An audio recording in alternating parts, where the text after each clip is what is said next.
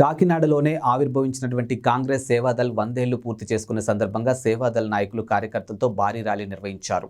Gandhinagar park నుండి కాకినాడ సూర్య కళామందిర్ వరకు rally కొనసాగింది. ఈ సందర్భంగా పీసీసీ చీఫ్ గిడుగు రుద్రరాజు మాట్లాడుతూ సేవకు నిదర్శనం కాంగ్రెస్ పార్టీ అని పేర్కొన్నారు. దేశ అభివృద్ధిలో కాంగ్రెస్ కీలక పాత్ర వహించిందని అన్నారు. ఇక స్వతంత్ర సమరయోధులు బులుసు సాంబమూర్తి, మహాత్మా గాంధీ విగ్రహాలకు పూలమాల వేసి మహాసభను ప్రారంభించడం జరుగుతుందని ఆయన పేర్కొన్నారు.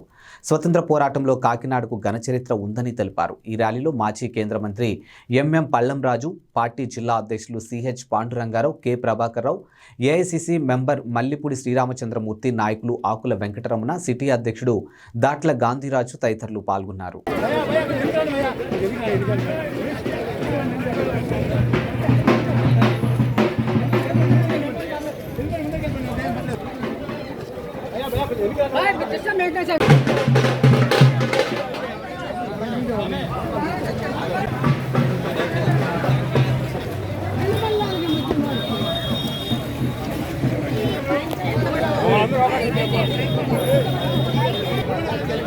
సార్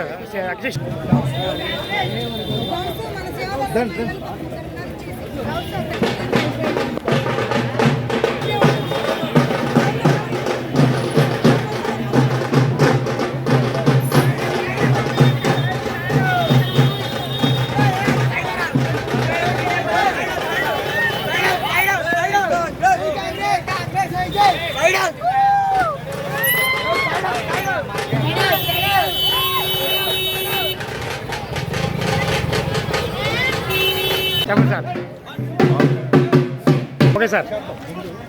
కాంగ్రెస్ పార్టీ సేవాదళను ఏర్పాటు చేసి కాకినాడ మహానగరంలో 100 సంవత్సరాలు పూర్తి చేసుకున్నటువంటి సందర్భంగా ఈరోజు ఆంధ్రప్రదేశ్ కాంగ్రెస్ కమిటీ తరఫున పల్లంరాజు గారి తరఫున ఈరోజు గాంధీ పార్టీ దగ్గర నుంచి మరి సూర్యకళా మందిర్ వరకు కూడా పార్టీ యొక్క పతాకాన్ని తీసుకుని మేము వెళ్తున్నాం.